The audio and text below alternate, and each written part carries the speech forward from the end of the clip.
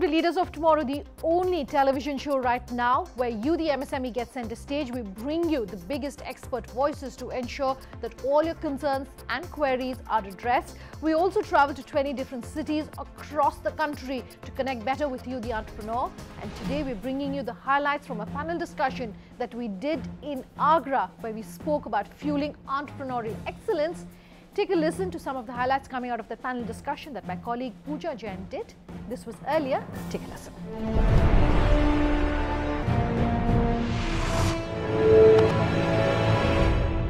Now, I think it's no secret that Uttar Pradesh is the country's third largest economy and among the fastest growing. And my first question, Doctor, this is for you. What have been some of the biggest beneficiaries from an industry perspective? In Agra region, yes, not to be left behind. New industries are expected, but then there is a lot of problem about the pollution in this area, and the Supreme Court has been very strict, so only those industries would come up which do not pollute this area. Well, let's get more industry specific. And, Purun, my next question is for you.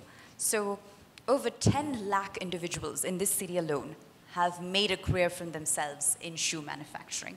And yet, what's so ironic is that none of the materials that constitute a shoe, from leather to rubber, are native to Agra or naturally found in Agra. So that, to me, is a story of entrepreneurship, how Agra has become the country's shoe capital. Your thoughts? I'm really lucky enough to be in the shoe industry. Shoe industry is the traditional industry of Agra, even since the Mughal period. We have got this traditional workforce in Agra, which is the USP of this industry. Leather industry plays a very important role in Indian economy from the point of view of job creation, as well as the foreign exchange earner. That's at number 6 amongst the top 10 foreign exchange earning industries. And Agra particularly creates more than 300,000 jobs. This contributes 25% of the Indian national exports and 65% of the total domestic requirement, Agra as a share. So the industry is under focus under Make in India also in the central government program. And also the state government. Industry is not really aware where we are and where we should be. If we look at the developed world, in spite of having the best of the infrastructure, best of the facilities, they are funded at 0.25 to 0.75% of the LIBOR. And our industry gets at 8 to 14%. So we can't scale up. At this high rate of the interest, so it is almost impossible to compete with the world, particularly with the China. We need the industrial sector banking, which can fund us at the LIBOR plus the hedging insurance plus service. No, sure. Sir brought up an interesting point with respect to the cost of scaling up, the infrastructure cost of scaling up to be able to compete on a global platform. And, Akhil, my next question is to you. Given that you are a pure online play on the e-commerce side of things, do you face a similar set of challenges, or are the obstacles you deal with entirely different? We have a different obstacles. Majority of in last 6 months we have introduced by GST. Before that, the things was mass up because we have to go to each state for a registration. Right now, after GST, things have changed a lot. You don't need all that forms that is required to send the products from one state to second state. So that is the one major change that we have seen after introduction of GST also. Besides that, majority of our issue is logistics also. We are an e-commerce player. Our whole business is dependent on logistics. FedEx, all the bigger players are there. They are based on logistics. So issue is, government should try to optimize that logistic period should be reduced. The traffic jams and all these things. This this, banda economy in the basis of, the trucks get delayed and the economic truck gets delayed, so our parcel get delayed, and in ultimate we lose business due to that. Because a day late, a 2 day late, it makes our business slower. So that's why a major issue is logistics also. And though we are an e-commerce player, but issue is moreover a physical thing, because e-commerce is a partly thing. All the background things are physical in nature. Wearing your investor hat for a moment, what are some homegrown technologies that someone like Akhil can leverage with respect to addressing some of the challenges that he's just mentioned? So I think people have been listening a lot more about drone and all, right? So this has been a little innovation by technology people, where I think logistic, which he's mentioning, is been very well taken care by drones, where, actually we don't need any physical people to take the parcel and go to entire traditional logistics way, and that can be very conveniently delivered to the right set of people, right? So I think innovation like this are always going to be helpful, and it is obviously cost effective also. So it makes a lot of sense to push technology into different set of verticals, whether it is I would say not just related to logistics only, but could be anything, right? And that's where the question mark of scalability get eliminated. And Rajesh, coming into Agra, as I was reading about the city, and I visited it several times, but it's the first time I'm here for work, and understood it to also be the cold storage capital of the country. Now, it's a bit of an unconventional choice to be based in Agra. How has that been a liability, and how has that been an asset? See, Agra falls in the Taj Trapezium zone, and we are forced to set up this all non-politic industries. So cold storage was the best choice for the people to survive here. And now, slowly for last 15 years, we are seeing that Agra is the hub of the cold storage. And there are around 300 cold storages in Agra, which state is not, many states in India are not having 300 cold storages. And Agra individually is having a 300 cold storage there. So it is a hub, and all the, some of the vegetable produce prices, they are governed by the Agra people only, because around about 6 crore packets of 50 kg each, this is the storing capacity of Agra only. So it's a big market. It's a market of around 4,000 crores rupees. We are now storing pharmaceuticals, flowers, and many more things, which we are not expecting that this has been stored in cold storage. And now we are storing it regularly. And we are just changing all the things. And Dr. Sachdeva, as you evaluate new batches of students year on year, what sort of interest do you see from them with respect to staying in Agra and joining the industries which are Agra's biggest strength versus, say, heading for the nearest metro and pursuing a completely alternative career? It is exactly that. Our emphasis is on innovation. Our students at Sachdeva Institute of Technology have made more than 100 innovations. The idea is that innovation should not stay just at experimental level.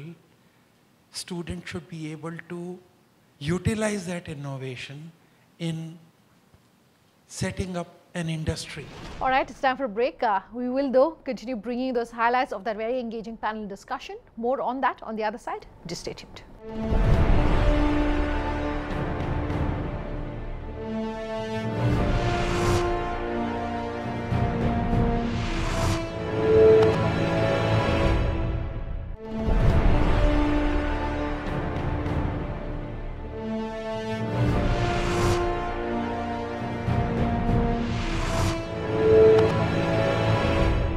Welcome back. You're with us here on Leaders of Tomorrow, and tonight we're continuing to bring you highlights of a panel discussion that we did in Agra, where we're talking about fueling entrepreneurial excellence for you, the MSME. Take a listen. Well, Uncle, I would love to get a feel for the investment climate here. So, for example, at Sensi, how many proposals do you review a year? How many of them actually make it to the term sheet stage? And how many companies do you end up funding in a single year? We almost get to hear from almost 3 to 5 proposals a day, and it's very hectic because we anyways have to go into all the details of product, service, or whether it is logistics-driven process or whatever it is. We have a set of professional VCs whom we directly work with. We are partnered to a lot of investment platforms in India who are actively investing into startups. So I don't see much of innovation in terms of product or service happening, at least in UP. But I think a lot more thing has to be done specifically in Uttar Pradesh while it comes to entrepreneurship. And who needs to do what needs to be done, Akhil? Is it the government? Is it first-time entrepreneurs? Is it existing industry legends? How does this all come together to make for the most desirable investment climate? Efforts of all is required. You know, entrepreneur is always alone. You know, if you want to success in field of entrepreneurship, you are alone. You don't rely on government services. You don't rely on investors, on all these things. You have to start your own. As an entrepreneur, I feel that because my company is a typical store which sell. We started as a company that sell glass bangles. Firozabad is a close by place where there is a huge industry that sell glass bangles. So we started as an idea to sell glass bangles online. That's why our website is called banglewale.com. And eventually we add products from Surat also. We are selling products from Chennai also. Right now we are selling products from 30 cities. Smaller products. It includes jewelry, it includes saris, it includes ethnic apparels, all these things. So you have to rely on every experienced entrepreneur knows that you have to rely on yourself. You have to rely on jugaad, you have to rely on several other things, you have to rely on contacts. But in end of the day, it's you only. Well, one thing that's working for Agra is, of course, the low cost of operating here. Yeah. How a company can survive in a bootstrap mode for quite a long time as compared to, say, a nearby middle, right? So, and this is, a question for you, Dr. Sachdeva. So, for example, if there is a tight-knit community, right, and being a big fish in a small pond can sometimes work to your advantage, is Agra doing the right job of connecting the dots? For example, you mentioned, the institute is become an innovation hub. How many of those student-proposed innovations have come before Ankul, for example? I'd like to know how intertwined this city really is in terms of, connecting the dots. Well, innovations have been done, proposals have been sent to the university, and very soon you will be seeing the results. As far as you asked about the government part, what the government is doing, if you ask me, I am really impressed. Nearly everything that is being thought of and is being implemented is on the dot. Like Skill India. We are into Skill India in a big way, taking classes, skilling students from Jammu Kashmir to Meghalaya, Tripura, Goa. We are doing that all over India. Puran, I'd love your comments here. When the question comes, what after China? We always say after China is India. But we have to be caution, have the caution here. We should not miss the boat. But we have to really work hard and show our strengths. We have to be aware with our own industries. We have to assess ourselves where we stand. So continuing to the suggestions we are talking, which can be the game changer. The another is the government is focusing always on the FDI. When we talk of investment, we are always focusing on the FDI. With a lot of investment available in India, in ourselves also. I suggest in the particularly the focus Make in India industries, where the 23 focus products has been chosen for the Make in India. Investment allowance to be introduced in income tax. Whatever we earn, if we invest in our capital investment, in the machinery or any kind of the capital or the building, so modernizing our industry or upgrading our industry or scaling up our industry. So investment allowance should be introduced where whatever we invest, in in that case, we will be forced to invest in our own industry. We won't migrate our funds to the easier investments like real estate. So if investment allowance is introduced, this is only the sometimes the government may lose initially. This is the deferment of the tax. But after 5 years, when we invest into our own industry, that will be multifold, and government will be also getting the multifold taxes. So when we are talking of this skill development, it's a total government focus. We are heads up to the government. They are working so hard. All the ministry, whether it is HRD, whether it is skill development ministry, whether it is MSME, or whether it's DIPP, whether it's commerce, everyone is focusing on skill development. But most of the money in the skill development is still on the paper. Okay, start is good, very good. This happens always. My suggestion is that really, if we want to skill India to the need, to the tune of the scaling up to China, our education system should be modified. I suggest a cluster-centric education, cluster-centric industry education that we can grow. I just wanted to add something. So obviously, post completing education, people always look for source of earning, right? And that's where the job is what the priority is. What one has to look for entrepreneurship is obviously, it might not give you immediate result in terms of earning because it always takes time.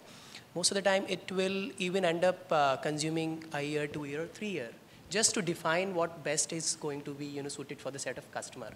So one always has to have a factor of patience in heart to do something great where they can actually scale up, not just limited to 10, 20 or 100 set of customer, but take to the even pan-India. Your words of wisdom for how an MSME in this climate can capitalize on what's available to them here in Agra. Location, Agra is connected with 3 states.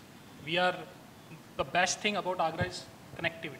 We are connected with MP, it's hardly 40 kilometers from here. Rajasthan, again 40 kilometers from here. 60 to 70 kilometers you will enter in Haryana. So connectivity is the crux here. So if you are an entrepreneur looking to set up in Agra, definitely connectivity is a crux. Express highways are there.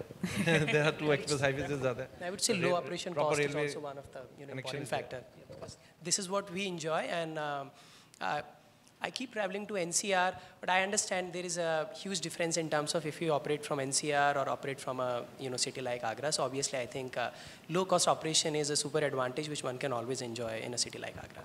Puran. For the startups, young entrepreneurs, my one advice or the suggestion will be, okay, don't think any work is small. Whatever you do, today it's small, tomorrow it will be big. Please. Yes, innovation is very necessary, and entrepreneurship development should be there. And we hope that in the coming years, every industry, and we should capitalize on what Agra is having, and we should know all in and outs of Agra, and we should capitalize on it and come up with the industry, come up with the entrepreneurship, which is suitable for Agra with respect to all the pollution levels and everything. And there are lots of avenues still we can come up, and as regards the cold storage or cold chain is concerned, because now government is shifting cold storage and food processing into cold chain. It is a cold chain is a word which is coming up. Flew into Agra from Bombay this morning. I asked myself the question, what's fueling Agra's entrepreneurial excellence? And it seems to me, after hearing all of the personal and professional anecdotes from our range of panelists, that more than any one single factor, it's the mindset. It's the mindset that's fueling Agra's entrepreneurial excellence. That's our show tonight. We will continue going to many more cities over the course of the year. If you want to know where we're heading next, or you want to get in touch with us with any ideas or comments that you have for us, here's how you get in touch. leadersoftomorrowtimesgroup.com is our email ID.